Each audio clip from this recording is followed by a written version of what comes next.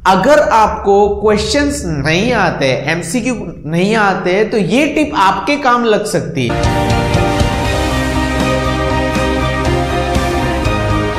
Hey friends, welcome to Well Academy. मैं हूं अब्दुल और इस वीडियो में मैं बताने वाला हूं कि 5 ऐसी टिप्स जो आपको ध्यान में रखनी है गेट एग्जाम देने से पहले।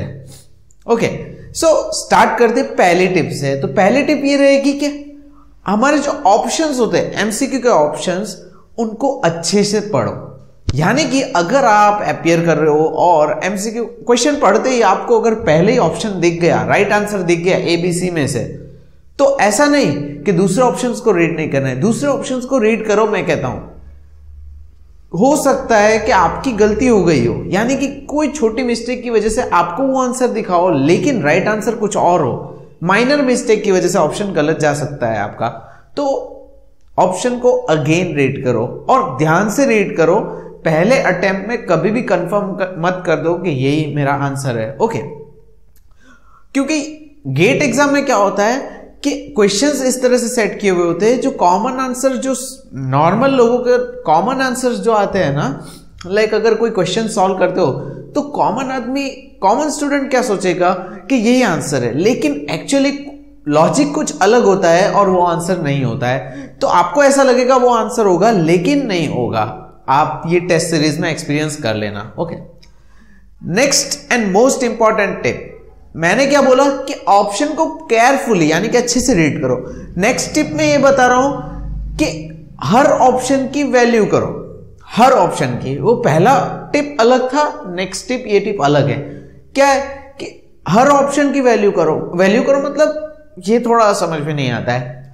वैल्यू करो इसका मतलब ये होता है कि किसी भी ऑप्शन को इग्नोर मत करो। इग्नोर मतलब कि अगर ऐसा ऑप्शन होता है, कई बार हम none of the above, D option mostly होता है नन ऑफ द अबव, उसको हम रिजेक्ट कर देते हैं कि भाई गेट एग्जाम में यार ऐसा कैसे हो सकता है, आंसर तो होगा ही, नन ऑफ द अबव हो ही नहीं सकता है। हम उसको इग्नोर कर देते हैं। या फिर कोई ऐसा यानी कि 0 है, बाकी सब में वैल्यू दी गई 2.33, 5.25, उसको मानते हैं, लेकिन 0 है, नहीं, ऐसा नहीं होगा। इनफाइनाइट है, नहीं। ऐसे जो अनयूजुअल ऑप्शंस होते हैं जो पूरे लाइक हमें लगता है कि पूरा अलग ही जा रहा है क्वेश्चन से, उसको हम छोड़ देते हैं। नहीं, कई बार ऐसा होगा कि आपका जो आंसर होगा वो इस तरह से सेट होगा कि आंसर आएगा 0, या फिर ऑप्शंस मैच नहीं होंगे, आंसर आ सकता है नन ऑफ द अबव। तो ये आपको छोड़ना नहीं, इग्नोर नहीं करना है। हर ऑप्शन को अच्छे से देखो, क्वेश्चन को अच्छे से सॉल्व करो। अनयूजुअल ऑप्शंस जो होते हैं उनकी रिस्पेक्ट करो, इन शॉर्ट रिस्पेक्ट करो।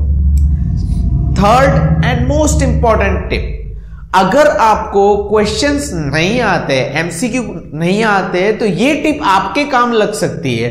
कैसे? ये टिप है hit and trial method. Hit and trial method, ये टिप क्या है? Hit and trial method that means कि कोई भी एमसीक्यू अगर आपको नहीं आता है तो हम क्वेश्चंस पे से आंसर पे जाते हैं। आपको यहां पे रिवर्स फॉलो करना है, रिवर्स इंजीनियरिंग टाइप करना है कि आपको आंसर्स पे से क्वेश्चन पे आना है। अब आंसर्स पे से क्वेश्चन कैसे आ सकते हैं? तो यहां पे आपको आंसर पे से अप्लाई करना है लॉजिकल गेसेस। लॉजिकल गेसेस, तुक्के नहीं, लॉजिकल गेसेस। गैस यानी तुक्का ही हुआ, लेकिन यहां पे लॉजिकल गेसेस की बात हो रही है। मतलब जो मन में आया वो तुक्का नहीं मारना है। अगर आपको पता है ये क्वेश्चन नहीं आता है, लेकिन इतना पता है कि ये ऑप्शन तो इसका आंसर नहीं हो सकता है, तो उसको एलिमिनेट कर दो। इस तरह से ज्यादा 4 ऑप्शन में से 2-3 को एलिमिनेट कर दो और बाद में गेस करो, तो चांसेस होने चाहिए कि ये ऑप्शन राइट हो सकता है। आंसर पे से क्वेश्चन पे जाएंगे तो हो सकता है कि आपको जो क्वेश्चन नहीं आता होगा वो भी हो जाए। Next, fourth and most important tip, कि यहां पे आपको कैलकुलेटर दिया जाएगा।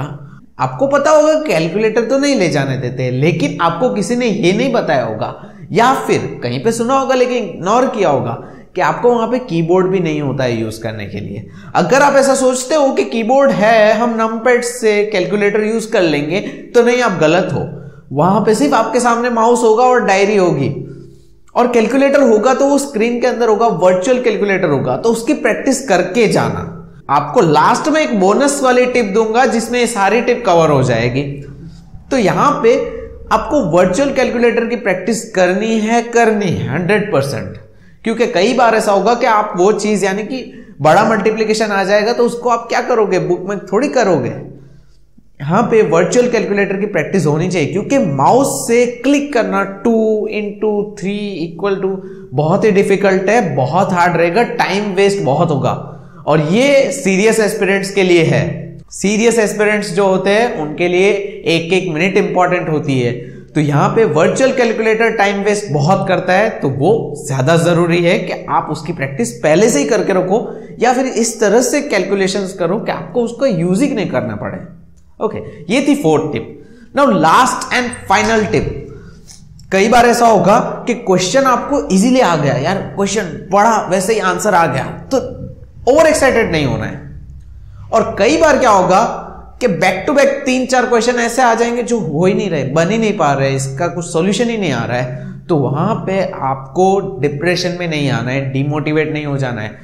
और मोस्टली ये कब होता है, ये पीरियड कब आता है, जब आप गेट एग्जाम में पहले बैठोगे तो इनिशियली जब क्वेश्चंस पढ़ोगे तो ये फेज होगा जहां पे आपको 4 से 5 क्वेश्चन स्टार्टिंग के ही नहीं आएंगे। स्टार्टिंग के नहीं आएंगे इसका मतलब आपको लगेगा कि यार बहुत मेरे बस का पेपर ही नहीं है ये तो यहां पे आपको डीमोटिवेट नहीं होना है, इसको आगे सॉल्व करना है। क्योंकि हमें गेट में 100 आउट ऑफ 100 स्कोर ही नहीं करना है। अगर आप अच्छे से प्रिपरेशन करके गए हो बहुत अच्छे से, तो भी आप 70 लेके आओगे तो आप इंडिया के टॉप रैंकर्स में होगे। तो 100 की तो तैयारी ही नहीं करनी है। और जो लोग सिर्फ क्वालिफाई करने के लिए गए हैं, नॉर्मल स्टूडेंट की बात कर रहा हूं, प्रिपेयर किए हुए सीरियस एस्पिरेंट्स के बाद नॉर्मल स्टूडेंट आते हैं तो थोड़ी तैयारी करते हैं, तो यहां पे टेंशन लेने की जरूरत नहीं। 4-5 क्वेश्चन चले जाते हैं तो उसको छोड़ना नहीं है भाई, अभी रहने देते, आगे बढ़ जाते हैं। क्योंकि अगर वहीं पे आपका मोटिवेशन लेवल डाउन हो गया तो बाद में पूरे पेपर में बहुत प्रॉब्लम आएगी, आपको पूरा पेपर ही हार्ड लगने वाला है। और इसकी जगह पे कोई क्वेश्चन आ जाता है, ओवर एक्साइटमेंट लेवल नहीं हो जाना चाहिए कि भाई इतना आसानी से आ गया ये वो वगैरह।